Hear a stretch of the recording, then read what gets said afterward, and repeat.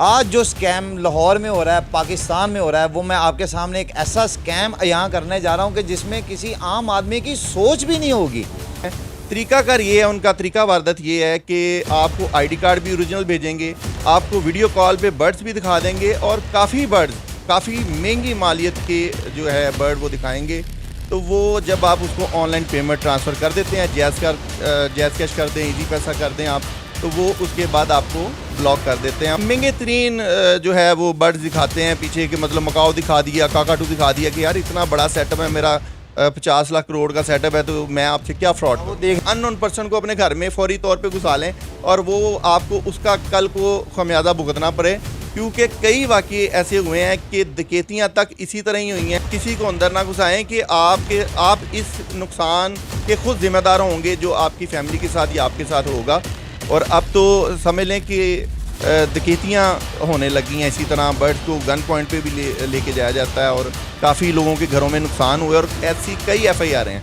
अस्सलाम वालेकुम नाजरीन, आपका मेज़बान हसन अस्करी, आप देख रहे हैं वामी पाकिस्तान। नाजरीन, जिस तरह महंगाई बढ़ रही है ना, यकीन मानो स्कैम करने वालों ने भी नित नए रास्ते निकाल लिए हैं, आइडियाज़ निकाल लिए हैं। आज जो स्कैम लाहौर में हो रहा है, पाकिस्तान में हो रहा है, वो मैं आपके सामने एक ऐसा स्कैम यहाँ करने जा रहा हूँ कि जिसमें किसी आम आदमी की सोच भी नहीं होगी। और वो स्कैम क्या है?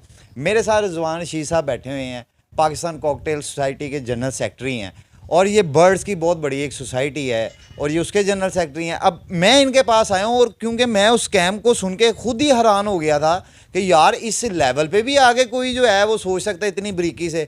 अब वो स्कैम क्या है आप भी देखिएगा इस वीडियो में, आपको पता चलता है। तो चलते हैं। सर अस्सलाम वालेकुम। वालेकुम सलाम। जी भाई, खैरियत से हसन भाई? अच्छा, मुझे ये बताएं कि एक स्कैम चल रहा है बड़ा कि ऑनलाइन लोग बर्ड लेते हैं, ठीक है, और फिर पेमेंट भी करते हैं, मगर उन तक पेमेंट नहीं आती, आईडी कार्ड्स भी तबादले होते हैं, ये सारा कुछ होता है। ये क्या मामला है? ये वाकई रियलिटी है कि यहीं लोग बस अपनी तरफ से कोई बातें कर रहे हैं? नहीं नहीं, बिल्कुल हसन भाई, ये रियलिटी है। और आजकल जो सिस्टम चल रहा है ऑनलाइन, इसका जो है सेल परचेज चल रही है बर्ड्स की, उस हवाले से होता ये है कि जब आप सोशल मीडिया पे कोई ना कोई पोस्ट लगती है ऐसे ही कि बर्ड फॉर सेल या कुछ सस्ती चीज़ मिल रही है, फौरी तौर पे लोग जो हैं वो उसको पोस्ट को देखते हैं और फौरी तौर पे उससे रब्ता करते हैं कि जनाब ये चीज़ हमें सस्ती मिल रही है, और लालच में आके लोग उनको ऑनलाइन पेमेंट लगवा लेते हैं और बिना किसी रेफरेंस के। हमेशा से हम लोगों की रिक्वेस्ट यही रही है, आम आवाम से भी हमेशा मैं फिर यही रिक्वेस्ट करूंगा, बिना किसी रेफरेंस के किसी को पेमेंट ना लगवाएं। अब होता ये है कि जब आप ऑनलाइन पेमेंट लगवा देते हैं तो फौरी तौर पे फिर आपको वो ब्लॉक कर देते हैं।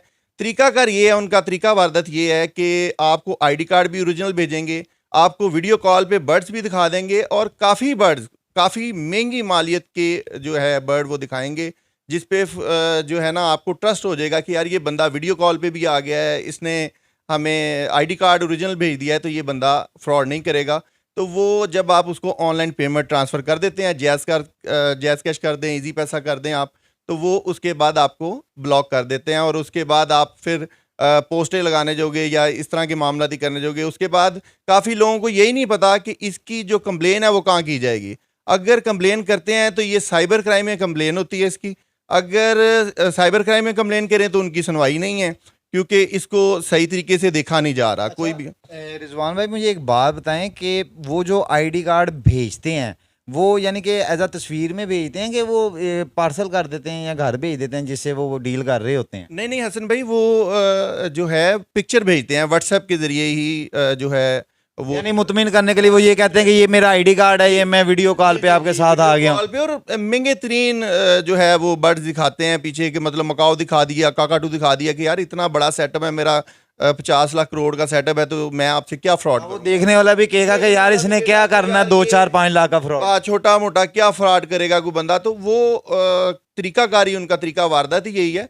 जब भी अब देखे ना, किसी का 20-25 हज़ार रुपये का किसी के साथ अगर जायज़ कैश में उसने वो ट्रांसफ़र कर दिया और फ्रॉड हो गया, उस पर वो 20-25 हज़ार के पीछे बैठा, वो समझ लें किसी चूंग में बैठा है, तो वो कहाँ आके जनाब यहाँ आके वो कंप्लेन करेगा 20-25 हज़ार के। वो मेरा ख्याल है कि उससे ज़्यादा उसका खर्चा हो जाएगा। पता चले वो गिलगित बल्तिस्तान में बैठा यहाँ पे भी वो मतलब कहीं दूर बैठा है तो वो उसका खर्चा ही उससे ज़्यादा हो जाएगा। और काफ़ी मसले हमने सॉल्व करवाए हैं, काफ़ी बंदों तक हम पहुँचे भी, मगर कोई एक बंदा नहीं है इसमें, कोई एक मछली गंदी नहीं है। काफ़ी लोग ऐसे हैं जो लोगों के साथ फ्रॉड करते हैं और वो काफ़ी लोगों को नुकसान पहुँचाते हैं। नादरीन, असल में ये बर्ड रखना जो शौक़ है ना, ये एक लीड क्लास का शौक़ है और बड़े नफीस लोगों का शौक़ है। अब उनको स्कैम का तो दूर दूर नहीं पता होता और वो यही फील कर रहे होते हैं कि भाई इतने बंदे ने सेटअप लगाया हुआ है, इतने महंगे बर्ड्स हैं, लाखों का एक तोता है, 5 लाख का 10 लाख का एक तोता है, पीछे मुझे 10-12 तोते नज़र आ रहे हैं, तो इसने क्या स्कैम करना है। लेकिन मैं उनको अवेयर कर दूँ कि जो यहाँ पे पाकिस्तानी ठग है ना, वो इसी तरह बड़ी स्क्रीन दिखा के ना तो आपकी छोटी छोटी जेबें जो है ना वो खाली कर देते हैं और हत्ता कि आपके बैंक अकाउंटों तक पहुँच जाते हैं। अच्छा, मुझे ये एक बात बताएं कि ये जो मामला है इसकी निगरानी, ज़ाहिर बात आपने बताई है कि भाई साइबर क्राइम करता है। साइबर क्राइम ने अभी तक कोई कार्रवाई नहीं की, या वो किसी विक्टिम के इंतज़ार में है कि कोई विक्टिम उस तक पहुँचे तो वो कार्रवाई करे, क्या सिचुएशन है? सर एक्चुअली ना मैंने आपको जैसे कि पहले बताया है कि अगर किसी के साथ 20-25 हज़ार या 50 हज़ार का हुआ है और आप वाली बात ये कि वो गिलगित बैठा है तो वो कहाँ आएगा 50 हज़ार के पीछे। उसका खर्चा ही इतना हो जाएगा कि वो कितने चक्कर लगाएगा साहब। लेकिन रिजवान भाई यहाँ पे देखें ना, अगर आप चलें चक्कर नहीं लगाते हैं लेकिन एक रिपोर्ट हो जाएगी, चलो महकमे में करैक्टर बनना शुरू हो जाता है काम का कि यार ये स्कैम हो रहे हैं, चलो एक मौजूदा अफसर नहीं काम करता, कोई आने वाला नया कर ले उस पर काम, कोई ऐसी आपको उम्मीद नजर आती है वहाँ पे? जी माजरत के साथ आपको पाकिस्तानी अदारों का पता ही है कि जब कोई किसी के पास आता है तो एक चक्कर में तो बात नहीं बनती। अब वो कोई गिलगित से आया तो वो कोई एक चक्कर में तो नहीं वो काम होगा उसका, वो 2-4 चक्कर उसको लगाने पड़ेंगे तो उसके बाद उसका कोई काम होगा। तो अच्छा, मुझे यहाँ से एक बात याद आ गई, आपने मुझे पाकिस्तानी इदारों की तरफ तवज्जो दिलाई तो मैं आपसे यहाँ पे पूछता चलूँ कि कार्रवाई तो ऐसी होती है कि आप ये देखें कि ये फॉरेस्ट वाले जो हैं ये रात तोते पे ऐसी कार्रवाई करते हैं कि जिसने 2 तोते भी बेचारे ने रखे हैं घर में पालने के लिए, उसको हज़ारों का टैक्स दे रहे हैं। अब मुझे बताएं, हमारे बचपन में तो वो तोता हम कहते थे बोलने वाला तोता, और हमारे वालदैन ने ला के हमें कई दिए बेचारे, और हमारी ज़िद यही होती थी बोलने वाला तोता हमने बातें करनी है। अब ये उनको नहीं पता कि यार ये भी एक, चलो बच्चों के लिए कोई इंटरटेनमेंट है, वैसे तो इंटरटेनमेंट इन्होंने हमारे लिए कोई छोड़ी ही नहीं है, चलो बच्चे ज़रा फ्रेश हो जाते हैं, बातें करते हैं, ये वो। अब इतने टैक्स देते हैं, आप उस बारे में क्या कहेंगे? वहाँ पे तो महकमा बड़ा एक्टिव है। जी सर, माजरत के साथ वाइल्ड लाइफ जो है ना, वो जो भी डायरेक्टर हैं या डीजी हैं वो गवर्नमेंट को गलत गाइड कर रहे हैं। मतलब मैं समझता हूँ कि जो सीनियर हैं, मतलब मरियम औरंगजेब साहिबा जो हैं उनको गलत गाइड किया जा रहा है। वज़ीर आला साहिबा को ये कहें, मरियम नवाज साहिबा। मरियम नवाज साहिबा से भी मेरी गुजारिश यही है कि वाइल्ड लाइफ को ज़रा उन्हें रिक्वेस्ट की जाए कि ये हाथ ज़रा थोड़ा सा हौला ही रख लें कि बर्ड्स वालों पे काफ़ी इन्होंने जो है ना वो सख्ती कर दी और बिला वजह कर दी है। मैडम देखें, आप भी एक मदर हैं, आपको भी पता होगा, आपने भी अपने बच्चों की परवरिश की होगी, और वो भी कहीं ना कहीं इस तरह की चीज़ों से ज़रा अपना दिल बहलाते हैं बच्चे, आपको अंदाज़ा होगा। तो मैं ये कहूँगा कि काइंडली वो बंदे जिन्होंने अपने घर में बच्चों के लिए 1-2 पेट रखे हैं उनको तो इजाज़त मिलनी चाहिए। मैडम, क्या आपका ख्याल है? मैं गलत कह रहा हूँ? जी बेशक, मेरी भी रिक्वेस्ट यही है वज़ीर आला साहिबा से भी कि जितने भी लोग हैं उन्होंने बर्ड्स तो अपने, अब तो लोगों के घरों के चूल्हे चलते थे इससे, तो इतनी सख्ती, आप वाइल्ड बर्ड आपका समझ आ गई, ठीक है, आप कहते हैं जी राह नहीं रखना, वो वाइल्ड है उसको नहीं आपने रखना, ठीक है जी हम नहीं रखते, मगर जो बर्ड ऑस्ट्रेलियन पैरट्स हैं या मतलब आउट ऑफ कंट्री से बर्ड आए हुए हैं उन पे भी आप पाबंदियाँ लगाई जा रहे हैं। मतलब इस तरह के मैंने मामला देखे हैं कि लव बर्ड पे आप जो है वो लोगों को पकड़ के पैसे ले रहे हैं, ये ज्यादती नहीं तो क्या है? अच्छा, यहाँ पे मैं एक बड़ा तल्ख सवाल करने लगा हूँ, ये आपकी कम्युनिटी पे आ गया और ये बातों से ही मुझे याद आया। आप मुझे एक बात बताएं कि आपके ये जो बर्ड सेलर्स हैं इनमें भी एक माफिया ग्रो करता है, जो ये देखे पिछले दिनों लव बर्ड का रेट इतना अबव था, अब उन्होंने ज़मीन पे फेंक दिया।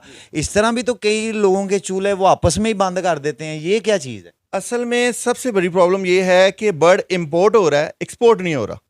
तो जब एक्सपोर्ट बंद होगी तो बर्ड का रेट कम ही होगा, जब यहाँ पे बर्ड की पैदावार ज़्यादा हो जाएगी और एक्सपोर्ट नहीं होगा तो उसका रेट गिरेगा ही। और मैं समझता हूँ कि मज़ीद जो है वाइल्ड लाइफ ने वो जो कसर थी वो भी जो है पूरी कर दी है, कि अखीर कर दिया लोगों के साथ कि हर बार रेट आप हर दूसरे दिन रेट कर रहे हैं। और अब तो आप ये देख लें कि आप बस अड्डों तक भी जो है ना पहुंच गए हैं और उधर भी आप लोगों को पकड़ के, और लव बर्ड से बात ये है कि ऑस्ट्रेलियन पैरेट से आप जो बैन भी नहीं है और उस पर पकड़ के आप पैसे ले रहे हैं और उनको, मेरे पास कई केसेस हैं, मैं आपको बता सकता हूँ कि अच्छा पैसे लेके छोड़ा है। आखिर में ना चंद एक दो क्वेश्चन है। पहला तो ये है, मुझे ये बताएं कि जो बर्ड्स, ये आपने अक्सर देखा होना कि छोटी छोटी मार्केट्स लगती हैं, चाहे टुलिंटन मार्केट हो गई है, वो उसके बाहर सैकड़ों पे लेके छोटे छोटे पिंजरों में वो बैठे होते हैं, उनके बारे में आपका क्या ख्याल है? वो जो जिनके बारे में पंजाबी में कहा जाता है चिड़ी मार, ठीक है, वो इस चीज़ को डैमेज नहीं कर रहे, वो इस काम को नुकसान नहीं पहुंचा रहे? नहीं सर, ऐसा बिल्कुल नहीं है। जो लोग बाहर आते हैं, जाहिर सी बात है, जिसने अगर कोई बर्ड रखा है उसने सेल भी तो करना है।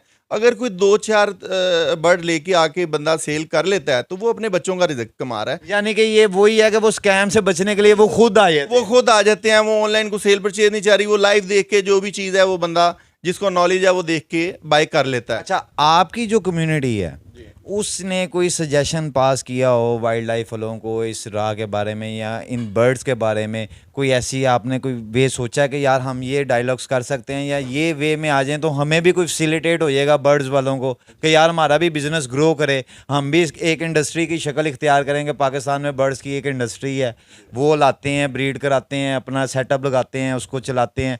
कोई ऐसी आप एडवाइस देना चाहते हैं या कोई डिस्कस करना चाहते हैं, मेरे चैनल से कर सकते हैं। सर गुजारिश ये है कि कुछ हमारे दोस्त हैं जिनकी सिटिंग हुई थी डायरेक्टर लेवल पे, जो है, या डीजी लेवल पे बात हुई, मगर उन्होंने हमें कोई रास्ता नहीं दिया कि मतलब हम सेल परचेज अगर करते हैं या कोई बर्ड हम ब्रीड करवा के सेल कर रहे हैं तो उसके लिए भी अगर कुछ छोटा ब्रीडर है या कोई वो 2-4 पेयर रखे हैं तो उसे भी आप यही कहते हैं कि जी 35,000 का लाइसेंस बनेगा सालाना या 55,000 का लाइसेंस बनेगा, तो ये मैं नहीं समझता कि ये उनके लिए ठीक रहेगा।